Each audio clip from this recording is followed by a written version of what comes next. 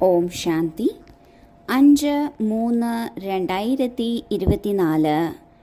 ഇന്നത്തെ മുരളിയുടെ main points.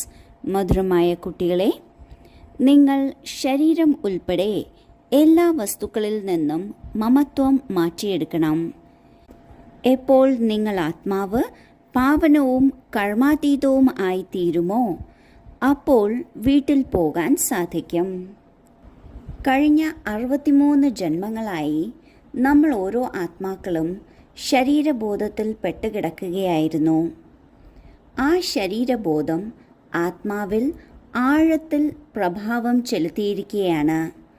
ആ പ്രഭാവത്തെ മാറ്റിയെടുക്കുന്നതിന് ഒരൊറ്റ ജന്മത്തേക്ക് മാത്രമേ സമയമുള്ളൂ.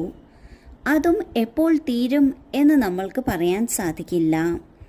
അതിനാൽ ബാബ പറയുന്നു, ഈ ശരീരം ഉൾപ്പെടെ എല്ലാത്തിൽ നിന്നും മമത്വം മാറ്റിയെടുക്കണം. ഇവ എൻ്റേതാണ് എന്ന ഭാവത്തെ മാറ്റിയെടുക്കണം. ഇപ്രകാരം മാറ്റിയെടുത്താൽ മാത്രമേ ശരീരബോധത്തെ ജയിക്കാൻ സാധിക്കൂ. ശരീരബോധം മാറിയാൽ മാത്രമേ ആത്മാവ് ശുദ്ധമാകുള്ളൂ, കർമാതീത സ്ഥിതി വരെ എത്തുള്ളൂ. ഇപ്രകാരം ആത്മാവ് ശുദ്ധവും പവിത്രവും കർമാതീതവുമാവുമ്പോഴാണ് നമ്മൾക്ക് എല്ലാവർക്കും വീട്ടിൽ തിരിച്ചു പോകാൻ സാധിക്കുന്നത്. ചോദ്യം: ആത്മാവിന് ഏത് കാര്യത്തോടാണ് വളരെ പേടി തോന്നുന്നത്? അതെന്തുകൊണ്ട് പേടി തോന്നുന്നു? ഉത്തരം: ആത്മാവിന് ശരീരം വിടുന്നതിനോട് വളരെ പേടി തോന്നുന്നു.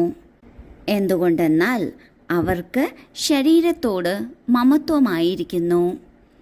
എന്തെങ്കിലും ദുഃഖം കാരണം ശരീരം വിടാൻ ആഗ്രഹിക്കുന്നുവെങ്കിലും പാപകർമ്മങ്ങളുടെ ഫലം തീർച്ചയായും അനുഭവിക്കുക തന്നെ വേണം. സംഗമത്തിൽ നിങ്ങൾ കുട്ടികൾക്ക് ഒരു പേടിയുമില്ല. നിങ്ങൾക്കൊന്നുകൂടി സന്തോഷമാണ്. ഈ പഴയ ശരീരം വിടുകയാണെങ്കിൽ ബാബയുടെ അടുത്തേക്ക് പോകാം എന്ന്. സത്യുഗത്തിൽ ഒരാത്മാവും ശരീരം വിടുമ്പോൾ ദുഃഖിതരാകുന്നില്ല, മറ്റുള്ളവരും ദുഃഖിതരാകുന്നില്ല.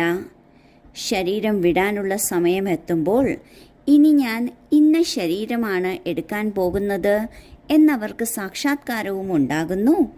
അവർ സസന്തോഷം ശരീരം വിടുന്നു. മറ്റുള്ളവരും പോകുന്ന ആൾക്ക് സന്തോഷപൂർവം വിട നൽകുന്നു. എന്നാൽ ഈ കലിയുഗ അവസാനം ശരീരത്തിനോട് ആത്മാവിന് മമത്വം വന്നിരിക്കുകയാണ്. ഇതെൻ്റേതാണ് എന്ന ആ ഒരു ചിന്തയുണ്ട്. ഒപ്പം ഞാൻ എന്തെല്ലാമാണോ എൻ്റേത് എന്ന് കരുതി വച്ചിരിക്കുന്നത് അതിനെല്ലാം ആധാരം ഈ ശരീരം തന്നെയാണ് എന്ന് ചിന്തിക്കുന്നു. അത് കാരണം ശരീരത്തിനോട് വളരെ മമത്വമാണ്. ഈ മമത്വത്തെ എപ്പോൾ വരെ മാറ്റിയെടുക്കുന്നില്ലയോ സഹജമായി ശരീരം വിടാൻ സാധിക്കില്ല. ശരീരം വിടുന്നതിനോട് പേടി തോന്നുകയും ചെയ്യും. ഏതെങ്കിലും കാരണവശാൽ ആത്മാവിന് ആഗ്രഹമുണ്ട് ശരീരം വിടണം എന്ന്. അതെന്തെങ്കിലും രോഗം കാരണമാകാം, അല്ലെങ്കിൽ ബുദ്ധിമുട്ടുകൾ നിമിത്തമാകാം. അങ്ങനെ ആഗ്രഹിക്കുന്നുവെങ്കിലും എന്ത് അനുഭവിച്ച് തീർക്കാനുണ്ടോ അത് അനുഭവിച്ച് തീർക്കുക തന്നെ വേണം. അല്ലെങ്കിൽ യോഗത്തിലൂടെയും ഭസ്മമാക്കാം.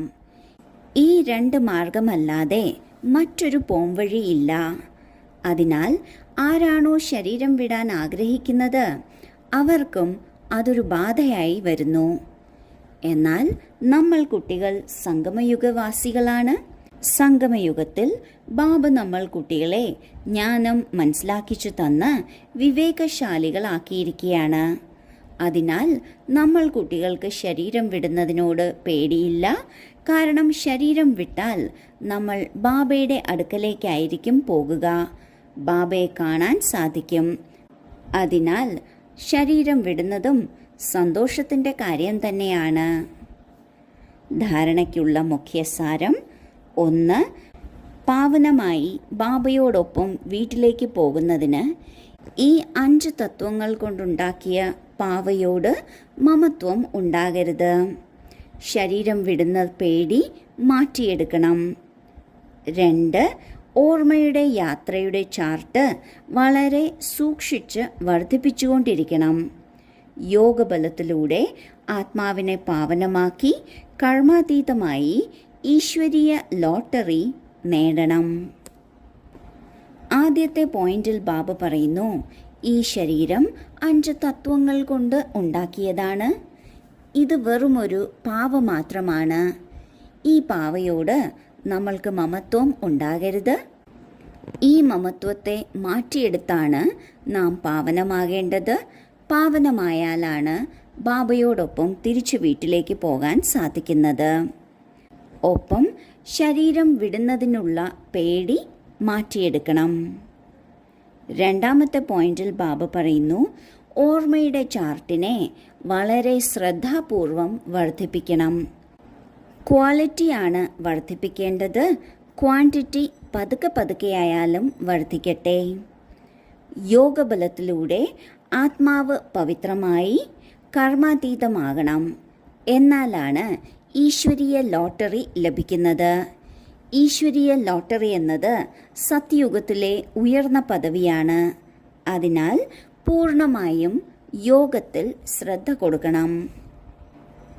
വരദാനം: സിദ്ധിയെ സ്വീകരിക്കുന്നതിന് പകരം സിദ്ധിയുടെ പ്രത്യക്ഷ തെളിവായി കാട്ടുന്ന ശക്തിശാലി ആത്മാവായി ഭവിക്കട്ടെ. ഇനി നിങ്ങളെല്ലാവരുടെയും സിദ്ധിയുടെ പ്രത്യക്ഷ രൂപം കാണപ്പെടും. ഏതെങ്കിലും വഷളായ കാര്യമാകട്ടെ നിങ്ങളുടെ ദൃഷ്ടിയിലൂടെ, നിങ്ങളുടെ സഹയോഗത്തിലൂടെ സഹജമായും പരിഹരിക്കപ്പെടും. ഒരു സിദ്ധിയുടെ രൂപത്തിൽ നിങ്ങൾ ഒരിക്കലും പറയില്ല, ഹാ ഇങ്ങനെ തന്നെ സംഭവിക്കും എന്ന്. എന്നാൽ നിങ്ങളുടെ നിർദ്ദേശം സ്വാഭാവികമായും സിദ്ധി പ്രാപ്തമാക്കിക്കും. അപ്പോൾ പ്രജകൾ പെട്ടെന്ന് ഉണ്ടാകും. എല്ലാ വശത്തിൽ നിന്നും മാറി നിങ്ങളുടെ വശത്തേക്ക് വരും. ഈ സിദ്ധിയുടെ പാർട്ട് ഇനി നടക്കും. എന്നാൽ ആദ്യമേ തന്നെ ഇത്രയും ശക്തിശാലിയാകൂ.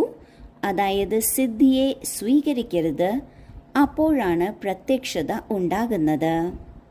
നാം യോഗം ചെയ്യുന്നവരാണ്, ത്യാഗമുള്ളവരാണ്, തപസ് ചെയ്യുന്നവരാണ്, സേവനം ചെയ്യുന്നവരാണ്. തീർച്ചയായും ഇതിൻ്റെ ഫലമായി സിദ്ധി സ്വരൂപരും ആകും. അതായത് ഏതെങ്കിലും ദുഷ്കരമായ കാര്യം അല്ലെങ്കിൽ വഷളായ കാര്യം ഒരു ദൃഷ്ടി നൽകുന്നതിലൂടെ അല്ലെങ്കിൽ ഏതെങ്കിലും പ്രകാരത്തിലുള്ള സഹയോഗത്തിലൂടെ പൂർണ്ണമായും പരിഹരിക്കപ്പെടും തുടങ്ങിയ രീതിയിൽ. ഇപ്രകാരമുള്ള പാർട്ട് ഈ അവസാന സമയം തീർച്ചയായും ഉണ്ടാകും. ഇങ്ങനെ ഉണ്ടാകുന്നതിലൂടെ പ്രജകൾ ധാരാളമുണ്ടാകും.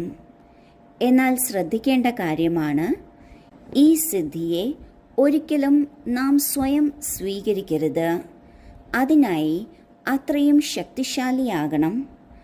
അങ്ങനെ ശക്തിശാലിയായാൽ സിദ്ധിയെ സ്വീകരിക്കാതെ എന്നാൽ സിദ്ധി കാട്ടുകയും ചെയ്യുന്ന ശക്തിശാലി ആത്മാവായി തീരും. സ്ലോഗൻ: അവ്യക്ത സ്ഥിതിയിൽ സ്ഥിതി ചെയ്ത് കൂടിക്കാഴ്ച ആഘോഷിക്കൂ, എങ്കിൽ വരദാനങ്ങളുടെ ഭണ്ഡാരം തുറക്കും. നാം അവ്യക്ത സ്ഥിതി പ്രാക്ടീസ് ചെയ്ത് ആ അവ്യക്ത സ്ഥിതിയിൽ ബാബയുമായി കൂടിക്കാഴ്ച നടത്തുകയാണെങ്കിൽ ബാബ തൻ്റെ വരദാനങ്ങളുടെ കലവറ തുറന്നു തരും. ഏത് വരദാനം വേണമെങ്കിലും എടുക്കാം, എത്ര വേണമെങ്കിലും എടുക്കാം. അതിനാൽ അവ്യക്ത സ്ഥിതിയിൽ സ്ഥിതി ചെയ്ത് ബാബയുമായി കൂടിക്കാഴ്ച നടത്തണം. ഓം ശാന്തി.